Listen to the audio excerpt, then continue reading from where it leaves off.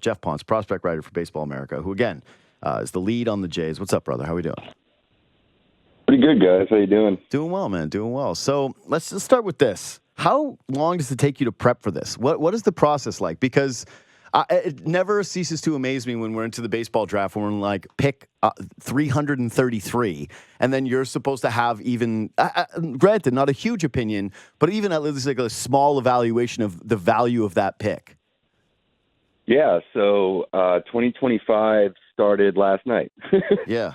So no, that's horrible. I don't want to hear that. That was the most depressing thing that it's like, you got to be like, last night is a huge beers night for everybody that covers like minor league baseball. Like all we do is like go out. It's a massive party, but instead you're like, no, we got right back to work.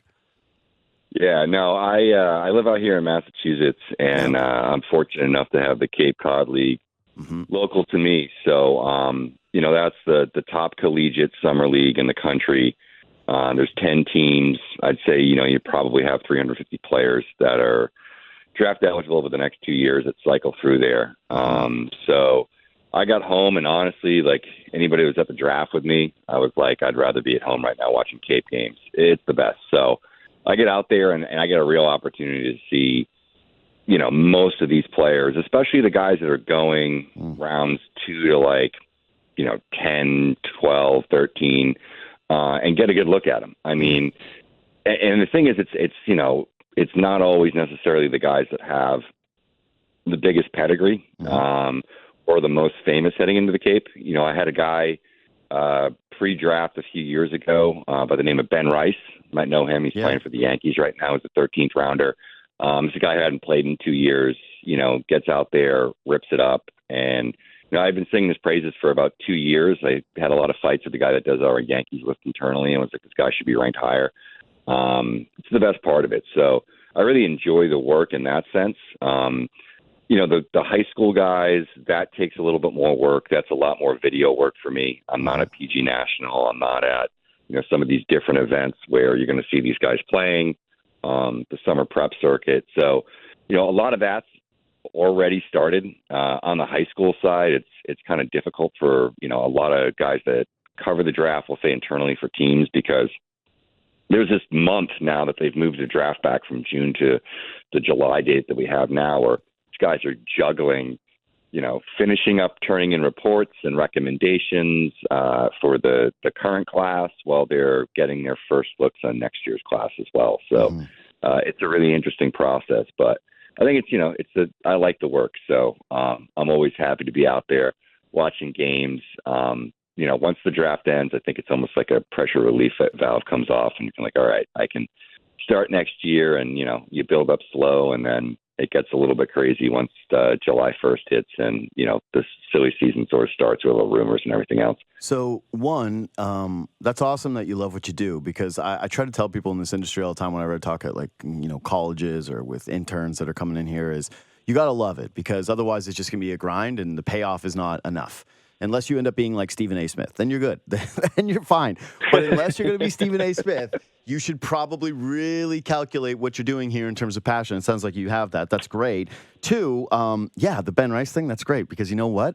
Being right about something first is like the best feeling a human being can have. So congratulations to you on that. There's nothing like being very early on something that blows up and you're like, yeah, I remember that was pretty good when I knew about it. And then everyone kind of attributes that thing to you for a very long time. Yeah. And three, this is really good news that this is your area of expertise, not only the Blue Jays, but the NCAA stuff, because 10 of their first 11 picks were NCAA players. 16 of their 21 picks, also NCAA players versus high school.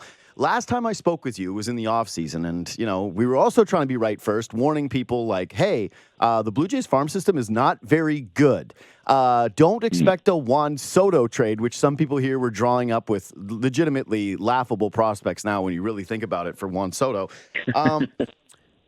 You told me, though, that this scouting department has a pretty sound philosophy in terms of why they've missed on a lot of guys, or I shouldn't say why they've missed, but that they've been conservative, that they are we don't draft for high ceiling, we draft for higher floor.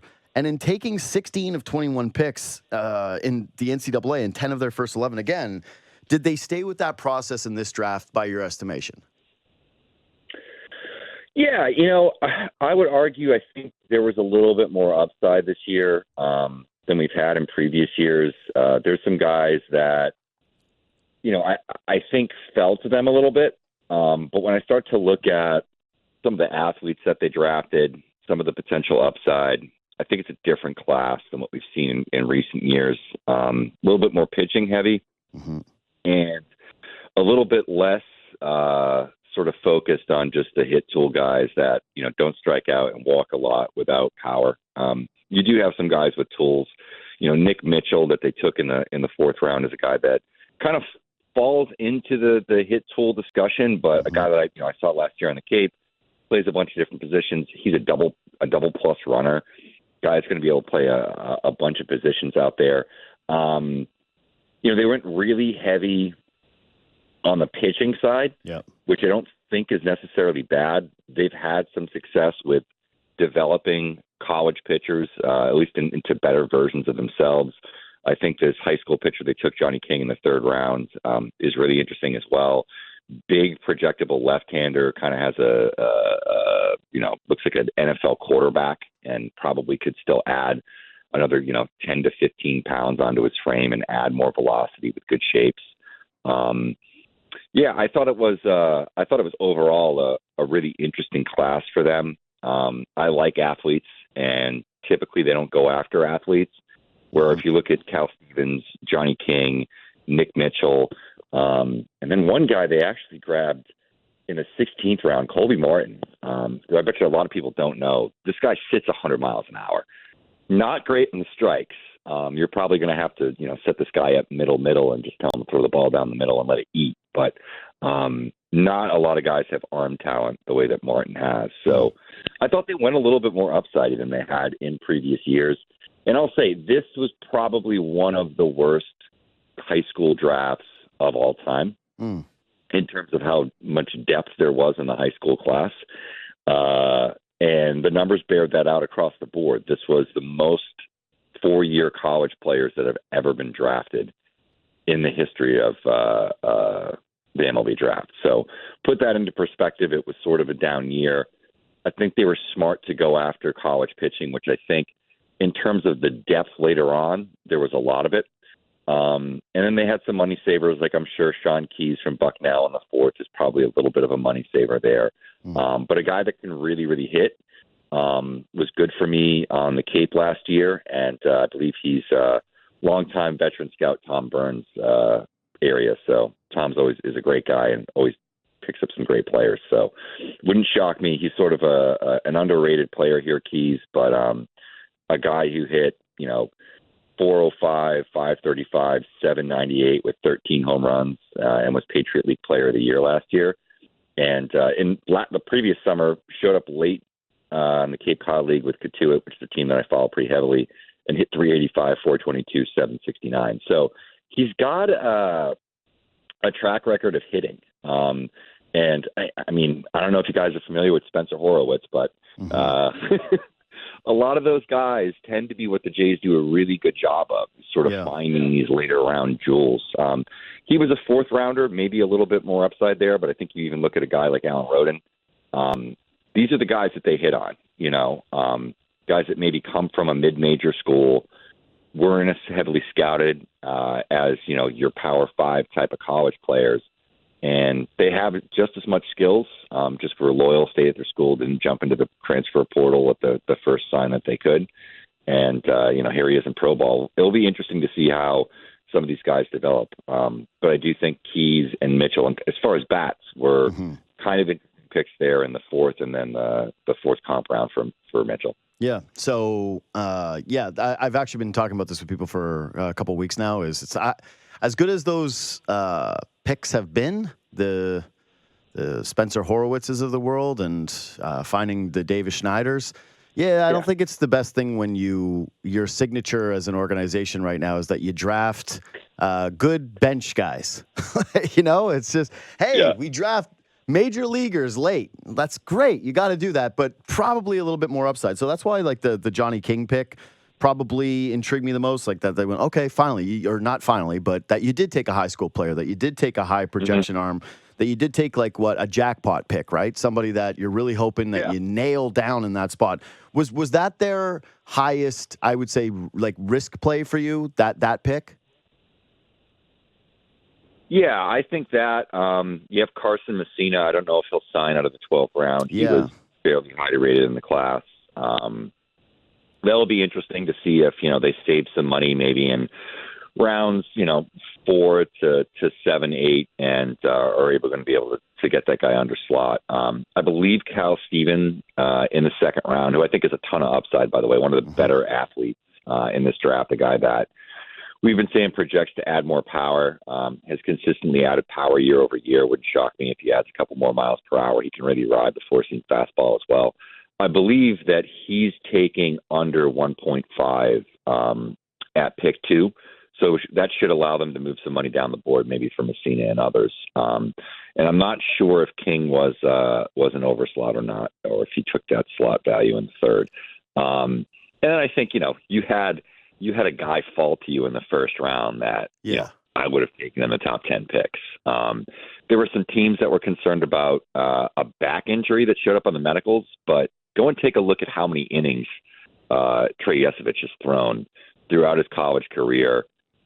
He's been a guy that, whenever Cliff Godwin's needed somebody to take the ball there over the last 2 years in a big spot, Yesavage has been the guy that's done it. I think as far as starter traits, probably had the best starter traits in the draft. Chase Burns is great. The stuff is really loud. I didn't talk to a single evaluator that didn't think there wasn't some serious relief risk there. Hagen Smith has had elbow injuries before out of Arkansas. I really liked Yesavage. I think there was a case to have him within the top 10. There's a couple teams that, I would have preferred Yesavage to the pick that they made inside the top 10. I think, and I talked to some of the folks in the front office the day after the draft, and they were ecstatic that this guy fell to them. They had him ranked on their board well within the top 15 picks. It was sort of a best case scenario. And I think in this class where there weren't those upside high school guys like we want to see them take, I think they did really well. Yeah. So just from a positive standpoint, I think it's good. And I will say, they have taken some high school guys with higher pedigree. They've just all gotten injured. You had Barriera in 2022. And then last year, you had Landon Marutis. I thought Marutis looked great in spring training. I thought he was a guy that had a huge up arrow going into the season.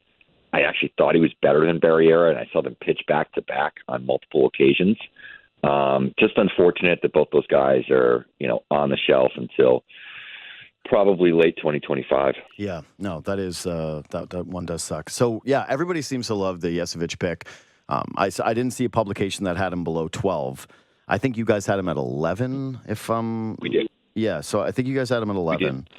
I had him 7 on my personal board, so I'm very much in line with that one. Yeah, people really seem to love this kid, and you gave a good explanation as to why he may have fallen a bit, but. This is my biggest point of curiosity with him. Is he already the Blue Jays' number 1 prospect? It's tough. Because maybe, right? Yeah, it's something I've kicked around. The thing is you just have really bad situations at the top where for sure you have a guy in Ricky Tiedemann who's really not been healthy since he was arguably one of the top 5 pitching prospects in baseball in the first half of 2022. He wasn't healthy in that second half. They kind of shut him down. It seemed like they were just trying to put the kid gloves on him. Well, we found out beginning of 2023 that probably wasn't the case. There was elbow issues there, and that's consistently, hampered him over the last 2 years. He had sort of this small sample in the Arizona Fall League in the offseason where he did go 5 innings, did exceed 70, 80 pitches, which is something he hadn't done since like July 2nd of 2022. I hope that we would see more of that coming into the season. We haven't. Yeah. Even when he's rehabbed, he always looks good. And Dunedin comes back to the upper minors, struggles with command, struggles with health. I think there's a legitimate case that he could be the number 1 prospect in that system. He's also going to have to overtake Orelvis Martinez. Martinez was a great story. The last 2 years, we've seen him really transform. And it wasn't the power, which is the funny thing, obviously, with the PED suspension. He's always had that power. I mean, ever since he came into the organization as a 17-year-old, and I saw him down in spring training, he's always hit the ball hard. Really the thing that, he developed was the ability to not swing it every single pitch because he knew he could make contact with it. The approach got so much better. It was a great story. He gets up to the major leagues. 3 days later, gets pinched for a PED suspension. He's now on the shelf pretty much until the end of the next year. So, the end of the year. So he's not going to graduate from prospect status. So I think it's a battle between the two of them. I would be shocked if Yesavage pitches this year. So it's a three-way tie there. I think if this was a guy that we saw come out and even make 5 starts at like high A, and he dominates in Vancouver, then I think there's a true case for Yesavage to easily be the number one. Can I tell you something? It's going to take some conversations, I think. It's tough. If I was a rival GM and you called me today with that, and I said, I want your top prospect, and you just went down the line, you're like, we got this guy, Ricky Tiedemann. He's always hurt. he's perennially hurt. Then we got this guy who please don't watch any footage of him playing defense. Like, please, if you do, you might gouge your eyes out. Like, you might just go, baseball's That's not most for me. of baseball right now. Fine. Yeah, guess what, though? For him to stand out that way, where you go, boy, this is a different level of that in a short period of time, that's quite a thing. And also, he just popped for PEDs. Or lastly, we'll give you our college pitcher that throws 4 pitches and dominated at his level. I gotta tell you, just as a dumb guy who doesn't do these things, I'd go, yeah, I'll take Yesavage. That's the prospect that I would like from you out of everybody that you just listed. Yeah. I think there's a reasonable case. Yeah. I guess, my memory's long with a lot of these guys. For sure. I just think it's quite damning of your Ricky's organization. also one of my favorite prospects. Yeah. And it's the same thing with Elvis that I battled with a lot of people over the last 2 years about Martinez and about the improvements in the hit tool. Maybe that's me holding my ground a little bit too much. You know what, though? That's kind of nice because I think it's reasonable. Yeah, you just mentioned, though, like, you're a guy who's seen a lot of Elvis. You've tracked him for a while. And I think the natural thought is for someone who's a bat, when he is projected as your top hitting prospect and then he pops for PEDs, everybody goes, well, maybe it was because of that. You don't seem to think that's the case.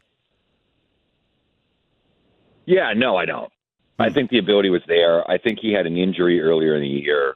Often when we see these guys get pinched, it's following an injury that they come back from really quickly.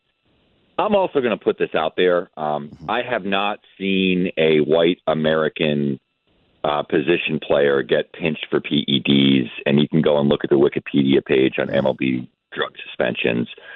I think there's another element to this, too, that would take a really long time to get into, just in terms of what's available to American players versus what's available to international players, whether that's from Venezuela or the Dominican Republic, and some of the backgrounds that they have. Because you go and you look at that list, even in terms of the major leaguers, it's mostly Dominicans and guys from Venezuela. So, I do think some of that is the agents. We can get into whole conspiracies here about who has systems that allow them to sort of check their levels and, microdosing and some of those things. I think there's a lot more rampant PED use in the game than people realize. I'm also 42, so all my heroes, all my GOATs, all of them were on steroids. Mm-hmm. I grew up in Boston in the 80s and 90s. I looked up to Roger Clemens and Jose Canseco and Mark McGuire. So I don't know. I guess I don't necessarily look at PEDs in the same light that other people do. I would have voted for all those guys my oldest son's middle name is Manuel after Manny Ramirez. I thought you were going to say his middle name is steroids.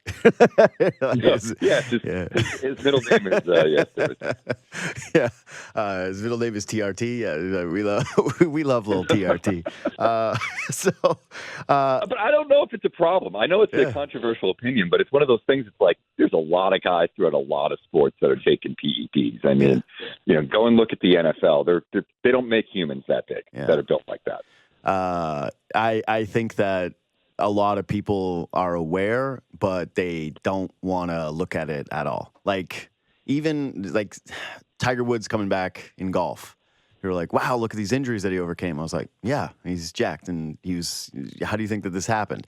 There was recently reports about deliveries of steroids to the LeBron estate.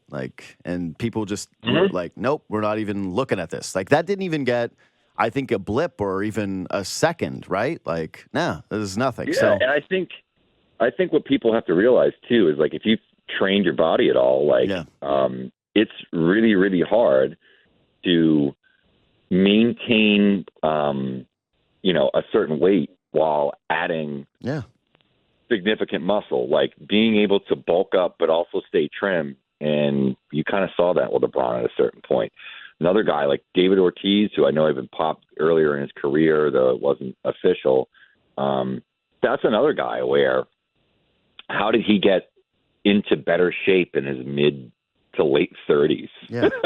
No, listen, again. Well, not significant, losing significant strength. No. It's just, it really is. It's one of those things where when you pop, everybody calls you a cheater. But it's like, when like a guy like Kevin Garnett, who said LeBron is on that new juice a couple months ago, nobody even covered it for like a split second. So, I think we're very pick and choosy with it. But, I still think that you got to raise an eyebrow when a kid does pop for it and you go, wait, he's bat. What does this actually mean? So it's good to speak with guys like you that actually know and say like, you know what, maybe your concerns, they should be a little bit more reserved. So overall, this draft grade that you would give the Jays, it sounds like you're a little higher on this one than a couple in the past. Again, a huge part of it is that Yesavage ends up falling to them at 20. But if you had to give it a grade right now, what would it be? Yeah, I think a B. Personally, as a B student, I'm like, nice, good. That's an A. Yeah. Would have liked to see a little bit more upside just in terms of the bats, but I think they kind of picked at what was available. I really liked their first 3 to 4 picks, maybe even 5 if you factor in Mitchell. I thought they did pretty well there. As I said, this wasn't the most exciting draft class, and I thought they did well to get themselves some players that should all be interesting parts of this system. And at least I'll say 3 to 4 players that I think could potentially slot onto their top 30 list within the next couple of weeks. So kind of see how it shakes out. I'll talk to some other folks, outside the organization and internally, and get a feel for where they think these guys rank among the 30. But as you said, there's a case that they have a new number 1 prospect, and usually that's a given for anybody picking in the top 10 to 12, we'll say. But it's not at 20, and I think that's a great improvement. And we'll see what happens over these next couple of weeks. They might make some trades, and we might have a true number 1 prospect that we have sort of no questions about, and then they start to build some of that depth again. I think they're in a position not all that dissimilar from the Yankees in 2016, where they sort of traded from strength and depth on the major league team, knowing that they weren't going to make the playoffs that year. And we're sort of able to rebuild a little bit, call up some of the younger guys like Judge, Sanchez at the time was Austin, up to the major leagues. And that sort of set in place that next team. I think they won 90-something games the next year, 100 the following season, and 103 the year after that. So this isn't a team that I think is going to be down for long. I think this is a reset season. And I think with a couple of trades, they could be right back where they need to be next season. I'm just have my fingers crossed that Vlad Guerrero Jr. does not get traded. Mostly because I'm a huge fan of Vlad, but also because my youngest son is a huge Blue Jays fan, and Vlad Guerrero Jr. is his guy. Got to meet him a couple of weeks ago at Fenway, so I want to keep him a Blue Jays fan. I think you're safe. Keep him in Toronto, Yeah, I think you're safe. I think that the pulse here seems to be that Yeah, as much as there might be a pretty big divide in the contracts, just because of him wanting to view himself as like the Soto types, the $300 plus million guys, and then the reality of the situation, which is no, you're probably more in line with the Matt Olson types who get like the 180s. I got to feel like the Jays will factor in a price of face of the franchise fee, and they're going to slap it somewhere in the middle, and it'll end up being like 250, 240 mil, somewhere in that range, and then it ends up getting done. We'll probably have you back on soon, Geoff, because when they do make these trades, hopefully they bolster a farm system that I think latest you guys had it, ranked 26th when, like, for you guys in your rankings, and maybe that's bumped up now, but to hit on a couple of top 30 guys when you're, the 26th ranked farm system, you take it with a little bit of a grain of salt. But here's hoping that it is a quick reset. Hey, man, as always, really appreciate the insight, really appreciate the time, and hopefully we speak to you soon when the Jays, pump a few more prospects into the farm. Absolutely. Looking forward to it. Cheers, buddy.